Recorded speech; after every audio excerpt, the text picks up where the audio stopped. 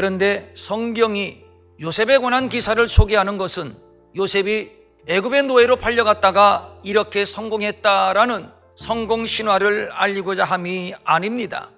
요셉의 일생 전 과정을 보면 고비고비 위험이 참으로 많았습니다.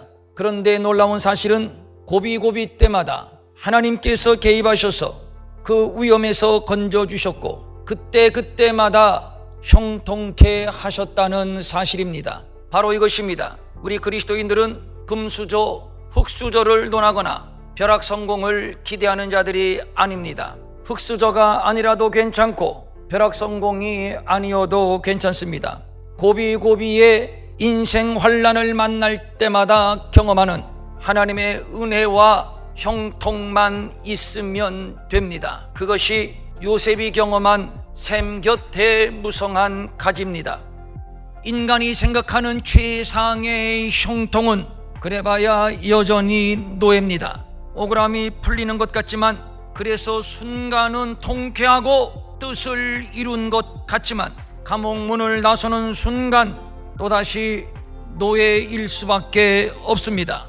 그러나 샘 곁에 무성한 가지의 형통은 아직 억울하고 아직 깜깜하고 아직 희망이 보이지 않는 것 같아도 하나님의 정하신 때가 되면 석방이요, 때가 되면 신부는 바뀌고 총리가 되는 것입니다. 이걸 누가 상상할 수 있습니까?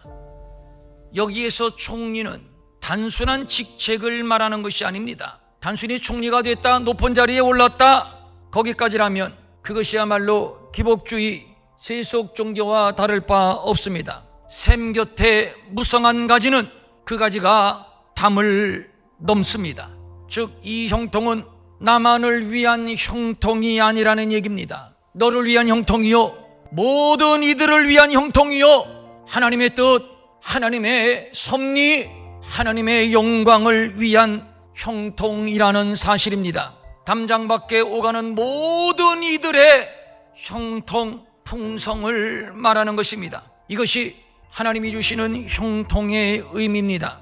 내 집 창고만 풍성한 복이 아니라 나도 풍성, 너도 풍성, 나도 살고 너도 살고 두루두루 서로를 유익하게 하는 풍성, 형통을 말하는 것입니다. 이것이 담을 넘은 샘 곁에 무성한 가지의 형통입니다. 고비고비마다 형통하게 하시고 그리고 마침내 그를 총리의 자리에 세우신 것은 요셉의 한과 응어리를 풀어주기 위함도 아니요, 그를 성공시키기 위함도 아니라 하나님의 뜻을 이루기 위함이었습니다. 조상 아브라함에게 하신 약속을 이루기 위하여 그의 가족을 구원하고 그의 나라를 구원하기 위해서였습니다. 그래서 요셉을 마르지 않는 샘 곁에 무성한 가지가 되게 하셨고, 그 가지가 넘치고 넘쳐 담을 넘게 하신 겁니다. 부자가 된 것이 목적이 아니고 총리의 자리가 목적이 아닙니다. 왜 하나님께서 요셉을 형통케 하셨으며 왜 하나님께서 요셉을 총리의 자리에 앉히셨는가? 그 이유, 그 뜻, 그 목적, 그 섭리를 아는 것이 중요합니다.